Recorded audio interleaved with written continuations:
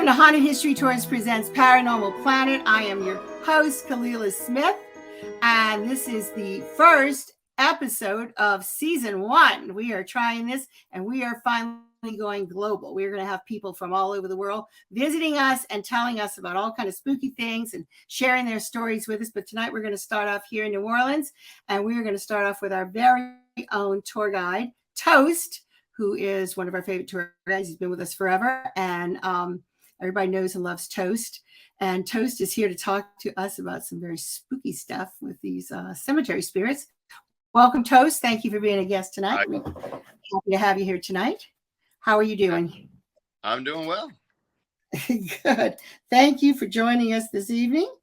And so tell us a little bit about what you do on these cemetery tours and what can be found out there. Okay, absolutely. So the cemetery tours that I do, I talk about our symbolism, our burial practice, and our history in various cemeteries. And I take people into different cemeteries so they can see the different types of burial practices here in New Orleans. Pretty much in a nutshell, that's it. And he used to do the actual nighttime cemetery tours as well with That's the bus tour. And those used to get pretty spooky. And that's the reason we got Toast here tonight, because on one of Toast's tour, he had some creepy things show up on some pictures, and it happened to be in a Jewish cemetery, and he's an expert on that. And it was like, Toast, what do we have here? Because he had, we had a woman standing in front of a gate, and the gate was locked, by the way. The gate was locked. It was a 4-foot high wrought iron gate. You can see the subject in the foreground. You can see the gate behind her and the cemetery in the background. And right behind the gate, you see this thing, and a little thing. It was a little bitty thing. It looked like little thing about as high as the fence. And it's got this little pointy top of its head. Looked like a miniature Oogie Boogie, if you've seen Nightmare Before Christmas, with a little pointy head, or an Ewok kind of with a pointy hat on his head. And, and this lady's like, and you got a close up of her, and you got this thing right behind her. She has no idea it's back there. And it was like a Toast. What in the world is this thing? And turns out this thing happens to be very popular these days on these ghost hunting shows. Would you like to tell us a little bit about what we had going on in this picture? Sure. It is a Dybbuk. It's a Jewish demon.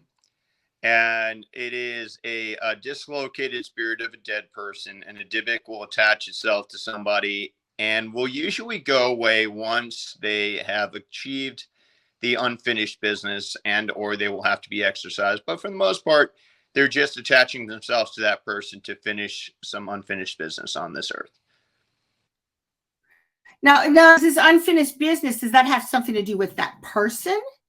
It doesn't usually. No, it has to do with the person that they the soul, or they're the person who they were living in when they were here. So it's a dislocated spirit of a dead person. That's what a Dybbuk is. So they were once alive. They were once alive. So a person's soul can become a Dybbuk. That's correct. You can turn into a Dybbuk. You can turn into a Dybbuk if you have unfinished business on this earth. That's correct. So you can say, I want to be a Dybbuk when I grow up, right? My mother would be so proud. Yeah. Can I be a Dybbuk when I grow up? No, that wouldn't be cool, though, right? Can I be a black Oogie Boogie creature that hangs out in Jewish cemeteries? So that is the actual soul of a human being, and they're trying to finish their unfinished business. Correct. Yes. So this is not something that's going to attack somebody or hurt somebody or anything that somebody's got to be afraid of, right? Well, I mean, when they attach, they are drawing energy from that person. But okay, fair enough. Yeah. Yeah, fair enough. But I mean, it does look evil, and it comes from the Hebrew word which means to attach. That's what a Dybbuk means, a case of attachment. So. Yeah, and then sometimes there are actually Jewish exorcisms, and those do take place, but generally once they finish your business, they'll go away. Okay. You keep fading in it. Do you have a light that goes on you that makes you a little bit bright? Yeah, there you go. Sit back just a little bit. There we go. Oh, there you go. Oh, wow, there you are. Yeah, when you lean forward, we will I am. fade into the I'm dark. lurking in the shadows. Yeah. Yes. Yeah. We know that that's where Toast likes to stay, is in the darkness and lurking in the shadows. But don't we all, right? Don't we all? We're all very comfortable there. But as you alluded to, yeah, Dybbuks. I mean, they've appeared in the Hollywood movies since the 30s, but they've become much more popular in those ghost hunting shows. One in particular, where they opened up a Dybbuk box. Now, where did this alleged Dybbuk box come from? Is there any explanation as to where it came before they opened? It was a where hoax. That particular Dybbuk box was a hoax. It was perpetrated by a guy who sold it on eBay. That there are Dybbuk boxes. That particular Dybbuk box was the hoax. Oh my goodness! Now, so you can. I mean, so people are they like Dybbuk hunters? People go around purposely putting. I mean, why would you want to put a Dybbuk in a box if they're just here to finish their unfinished business? I mean, why not just leave them alone and let them? Because they might not want to go back from whence they came. I mean, as I said, for the most part, once they finish their business, they'll go away. But in the case of an exorcism, you will have to put them somewhere. So the Dybbuk box is where they go.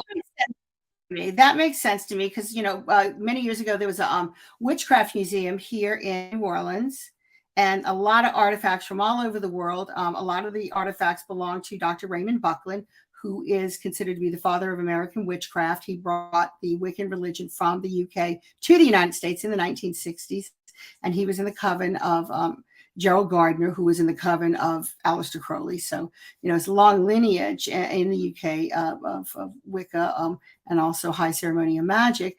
So he certainly knew what he was doing. And he had, this is a wooden box, very elaborately carved, and it had straps of leather strapped around it and, sealed with wax. And it was pretty tight. And, when I asked about it, they said, oh, don't touch that. Whatever you do, you can touch anything in here, but do not touch that. And they had actually brought me in. I used to do a presentation in there on our Voodoo Witchcraft tour. And we would end it there, and I'd do a presentation in there. And they would say, do not touch that. Don't let anybody touch it, because there is a demon in there. And if, something happened and it got out, it would cause a lot of havoc. And they wanted to do a little experiment with me. They wanted to lock me in this museum in total darkness by myself and see what kind of activity they had at night when no one was in there. So I agreed to do it because I was a lot younger and crazier back then. So I said, sure, I'll do that. And I got my little infrared camera, and they locked me in the place. And I couldn't see. I could. The only way I could see was through the little viewfinder, the little tiny viewfinder, and I could look through the camera. And so everything I had to do, this, to see where I was going. I would trip over stuff. And it was spooky because they had a bunch of mannequins in there. So it was creepy because every now and then, you're looking at stuff, and then all of a sudden, whoa, okay, no, it's just a mannequin. Or you'd bump into a mannequin, and it was kind of creepy. So, but I saw some cool stuff. They have the, if you're familiar with Sybil Leek, of the UK, famous psychic, they had the original crystal ball of Sybil Leek. And when I zoomed in on that, it actually, opened up inside the crystal ball of a beautiful English countryside. It was absolutely gorgeous. And it had roving hills and everything. It was amazing. There was Aleister Crowley's necromancy wand that was in there, and just amazing artifacts. But I was very fascinated with this demon box, as you can imagine, and had this little tiny Panasonic digital recorder that, I decided, I'm going to try to see if I can get some EVP in here. And I wanted to make sure, because I was, I got to always, anytime you're doing ghost hunting or any kind of paranormal investigation, you've got to be your own skeptic to some degree. And you've got to say, okay, how do we really know? How do we know? How do I know that there's a demon in that box? How do I know that if I open that box, there's going to really be something in there that gets let out? Well, I'm not stupid, so I'm not going to open the box. But I figured if I agitated this thing enough, that maybe I would get a voice on it. So I put the camera down, and I shook it and I slapped it. I'm like, come on, talk to me. Come on, talk. And then after I agitated it enough, I just set it down, and I put the little recorder next to it. And I left it alone the rest of the night, and I went about my business. And, everything, was pretty calm the rest of the evening in the place. And it got boring, and I sat on the floor and I waited for them to come and get me. And finally they came, and they opened the doors, and we went and got the little recorder, and I told them what I had done, and the look of horror on their faces that I told them that I was shaking the demon box. And they were like, "Oh, we wish you wouldn't have done that." And so I said, "I'm sure it's not a big deal. I'm sure nothing happened." So when I turned the recorder on, this thing had this voice like, "Ah," and it said my name. It was like, "Kalila," 3 times. It yelled at me 3 times. One of the owners of the shop, it was a couple. The woman started crying. That's how scared she was. I mean, I was a little freaked out. I was like, "Oh man, I'm glad I didn't open that box." I think whenever they do open that box, that thing's gonna come after me. But that was pretty creepy. That was pretty creepy. And after that, it was like, I don't want to even hear about any more stuff in the box. Okay, don't care what's in a box. Leave it in there. But It is Schrodinger's demon. Huh? It's like Schrodinger's cat, but it's Schrodinger's demon. It can exist at the same time.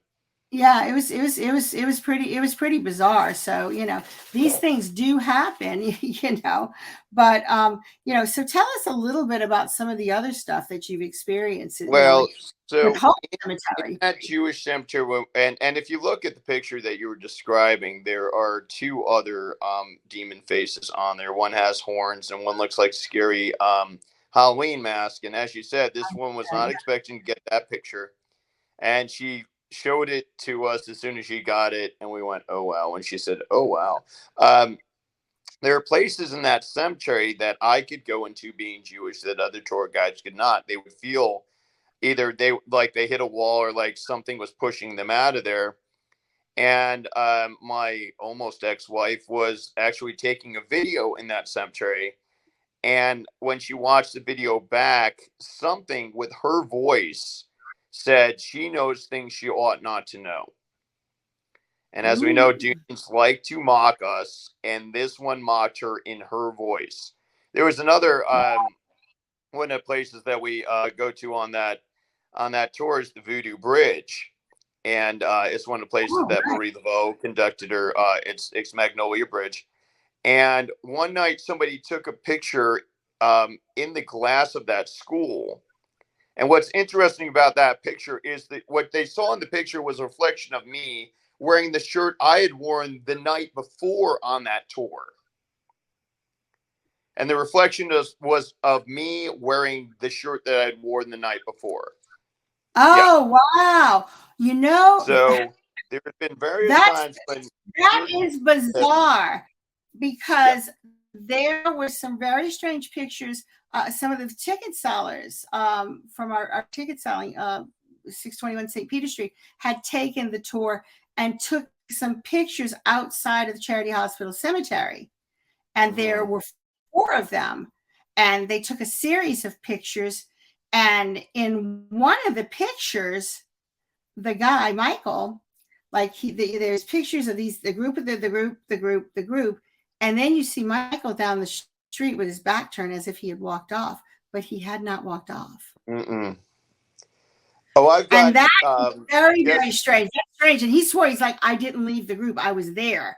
And I'd seen that in only one other place, and that was in photographs in the Bell Witch Cave. So it's almost like some sort of weird time warp or some sort of time sequence gets thrown. I mean, as we know, that happens at Pop Fountain.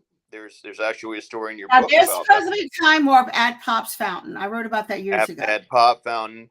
And I mean, in these other realms, time is different. But I do feel like some of these spirits do have mocked me, have followed me home. We've taken pictures where guests say, "Hey, can I take a picture with you?" And here I'm standing here, and then there's another figure standing right between me and the guest, clear as day. Wow. There are a lot of protective spirits in those cemeteries. And you got to be careful. There's an older woman in St. Louis Cemetery number 3 that she's a protector, and she'll follow people around. and you know, we in Holt Cemetery in particular, there's a lot of protected spirits because that's a very unique cemetery itself. Right. And you got to be careful. You don't really want to, make any of these protective cemetery spirits angry. People don't realize, that these things are not highly evolved. And when I say that, everything is vibration. We are vibration. The universe is vibration. God is vibration. And the higher up the vibration is closer to God's consciousness, the more highly evolved and intelligent the spirit is going to be.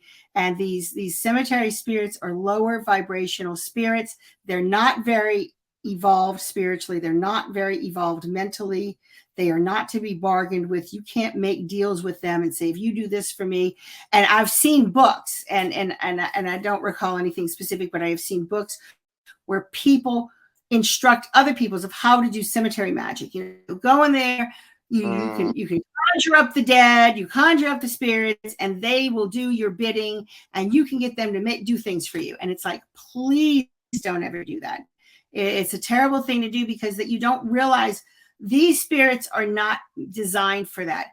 Every spiritual being that's out there, and I don't care if it's hey kitty cat, I don't care if it is voodoo. I don't care if it's a Jewish spirit. Doesn't matter if it's one of the saints. Regardless of what tradition these spirits are, the one thing they usually have in common is they've got one job. That's it. They got one job. You're not going to get a spirit who is guarding a cemetery to help you out in your life's works. You can't bargain with these. Yeah. You can't go to the cemetery spirits who are there to protect the burial grounds and try to get them to help you with a love spell. That's not going to work. They're not going to bring you money. So these people think that they're going to go do these elaborate spells in these cemeteries, and they bargain with these spirits. And what happens is I've seen people eaten alive from the inside out. And people don't really understand what that means, but literally I've seen people waste away and not be able to be diagnosed by doctors. They find nothing wrong with them, nothing on a blood test, nothing on an x-ray, no medical test whatsoever showing anything wrong with them. But yet these people start losing weight and they literally waste away to skin and bones, or some people just go mad and they wind up killing themselves. But, in either case, it's a horrible, horrible fate. And you usually wind up losing your mind in addition to physically becoming very, very ill and eventually dying. Well, it's like there's the thing about Kabbalah, which you're not supposed to do Kabbalah. Well, women are not supposed to do Kabbalah, and you're not supposed to do Kabbalah until I think you're 45 years old. Oh, really? You weren't supposed to, but it's interesting because I don't remember which star it was, but supposedly there was some famous star who was a woman who claimed that she was doing Kabbalah. Yeah. I don't know who she was. I can't remember. They're a singer and a pop star, and made it very popular a few years back. And she lives in England. Yeah, but I mean, and Kabbalah is not. I mean, when you're I think I know who it is. Yeah. Yeah. When you're dealing with mysticism, I mean, we're taught that the universe is made up of the swirling Hebrew letters, and each one has a numerological value, and there's a lot of magic in that. And so there's numerology and mysticism. I mean, 3 appears in several different paths. And you just, I mean, so in Judaism, I was just talking to somebody about this last night. So when you approach the ark that the Torah is in, you're taught that you don't just walk up, because that's where the Spirit of God resides. You don't just walk up. You sort of take a few steps back, and then you take a few steps forward. You don't just walk up to God and like, hey, bro, what's going on? And then when you walk away, you're taught not to turn your back to it. You actually back away facing it to show respect for this particular, because that's where the Torah is, and the Torah is the tree of life, and it's the book of law. But 3 is, I mean, you see them in the Masonic cemeteries, you see it everywhere. 3 is a mystical number. But there's, I mean, particularly at Holt's, there's a lot of offerings, not only at at the Barons tree in there, but you'll see things for Oya in there. You'll see things for Oshun in there. You'll see things for, if you know what to look for. There's a lot of people doing things, and if the cemetery is locked, they'll just leave it at the gate, and we see that all the time as well. No, it's, you know, I can understand somebody leading something for Oya in there, because Oya is, you know, would be associated with cemeteries, but Oshun's not really associated with the cemeteries. Yeah, I know, but Oshun also, you'll see Oshun at the ancestors tree in formerly Congo Square in Armstrong Park. You'll see Oshun, you'll see Ursula a lot out there. Of course, you'll see Mama Brigitte, because Oya, Mama Brigitte. I don't know why Oshun, but you will see her out there. Well, there is a certain aspect of Oshun that she does at some point transfer for that beautiful peacock to a vulture. So there is a certain, there's some Patakis where she does sort of transform into this more darker. I mean, because you'll see conch shells in the cemeteries quite a bit. You'll see smaller shells. You'll see Ogu quite a bit, and that makes sense. Yeah, well, that makes sense. Iron worker. Yeah, and the warrior. So, but it doesn't. I sometimes people will walk up as I'm standing there making offering at the tree, in Holt Cemetery. But I mean, not everybody. Not the appropriate place to be making offerings to. Oh, I mean, just you know, just from what I was taught, because I've been in both traditions. I was in voodoo for over 20 years. You know, now I'm, you know, been in Santeria for probably at least 15 years, if not more. And you know, it's just not the appropriate place. You know, generally the cemetery is where you want to make your offerings to the Gede. And usually what they're going to be doing when they make these offerings to the Gede, they're going to be doing a couple of things. I mean, the Gede's only going to handle a couple of things. They handle transitioning from before we get here through and then to birth to coming into incarnation here. And then they're going to handle, you know, your transitioning out. But the other thing they handle is court cases. They are the great, you know, they're going to handle justice. And that might be why. I mean, they also deal with children. They deal with children too. They do. They're the great protectors of children. Children just got here, so they are very close to the children. So yes, they are the great protectors of children. But you know, they are they are the legal system of the pantheon. Yeah. And because they're so fast acting, they're closer to our earth plane, and they are very, very fast acting. So with court cases, you're going to see a lot of that. And especially out at Holt, because they're buried so shallowly that they're even closer to the earthly plane out there. Yes. Yeah. And with Oya as well, you know, you've got a lot of justice, you know, going on with that. And you'll probably see a lot of Shango as well. That makes sense. Yeah. Yeah, Shango. But so, I mean, I never know. And there, you know, like I said, there's all sorts of offerings out there. Not everybody knows what they're doing. I mean, there's also Babalu. Babalu is I've seen. There's been yams in the Masonic cemetery, right next to an eggplant on the same grave in the Masonic cemetery. Babalu, Babalu. I mean, you know, he's the one. You know, for the sick. I mean, you know, right, disease. For good health, right. So that makes sense. Yeah. So I mean, you know, you've got a lot of people who die from disease, and we just had, you know, the COVID epidemic and all of that stuff. A lot of people died of COVID and everything. So that makes sense, of course. You know, that you're going to have, you know, that particular deity involved. But, you know, out in Holt, I am convinced that particular cemetery especially is a portal to the other side. And I've actually witnessed people disappearing. I mean, one night I had this, you know, little group of 22 people, and I told them real quick, just go over there and you can see the tree, but do not go down that road there because you're going to be too far out of the way. And we're going to need to, you know, get in here and get out. You know, we don't want to stay here very long. And when it was time to leave, I happened to notice that this older woman was going down that road, and she had on shorts. She was dressed appropriately as a tourist for the summertime in 150-degree New Orleans, you know, in the cemetery. She had a purse in her arm. She had shorts on, a flowered shirt, and you know, no, I think it was a pink shirt. And then she had looked like two teenagers with her, and she's walking down the street. I'm like, come back this way, come back. We're getting ready to leave. Do not leave. Come on, we're getting ready to leave. Come on, guys. And when, bus is over this way. And, when I glance to the back, I see 22 people standing behind me. And it was kind of like, well, if you're here, then who is? And they're gone. And just like that, they walked forward and they just, boom, they were gone. And there was no big puff of smoke, no fog. I mean, it was almost like they just disappeared into nothingness. Mm-hmm. And it blew my mind. And it was real interesting because not too long after that, that same woman appeared on photograph that was taken down by the tree that you spoke of. And she's under the tree and she's got this big basket in her arms. And at some point in time, I was showing it around to people and somebody said, oh, that's so-and-so. She used to sell flowers in the 70s. She would be out here on City Park Avenue by Canal Street. And at the red light, she would sell roses to people in their cars. And I'm, no doubt this woman, if she's standing on the street selling roses, she probably couldn't afford burial plots. Right. So she's probably buried in there. So it made a lot of sense, And maybe she was escorting these people who had just crossed over. Maybe she was bringing them over to the other side.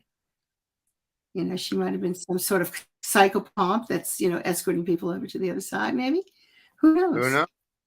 So, guys, if you guys out there if you come to New Orleans, you want to experience some of this stuff, come and take the Dead of Night Cemetery tour. If you want to, really experience the really, insane stuff out there with these apparitions on your photographs, or maybe even bumping into an apparition right in front of your face, because you sometimes will see them with your own eyes, and it's pretty amazing. Or if you want to go to the cemetery, if you're too scared to go to the cemetery at night, you can come and take the cemetery tour during the day with Toast. He's on the cemetery tour except for Sundays and Mondays, and That's you right. can book, ask for Toast, and it's a special request. We want Toast. And we'll make sure you got Toast. And, you can come out and check it out and check out Haunted History Tours and come see for yourselves. Well, Toast, it's been a pleasure. We always enjoy having you. I love listening to you talk about stuff because it just fascinates me. I could just listen to you forever. And I know the people out there could just listen to you forever. And we, of course, are so delighted anytime you're on any of our podcasts, and we're so proud and delighted to have you as one of our tour guides, and we appreciate you, and we just think you're the best. So thank you so very much for doing this. Really appreciate you. And we appreciate you guys for tuning in, and look for us again next week for another episode of Paranormal Planet.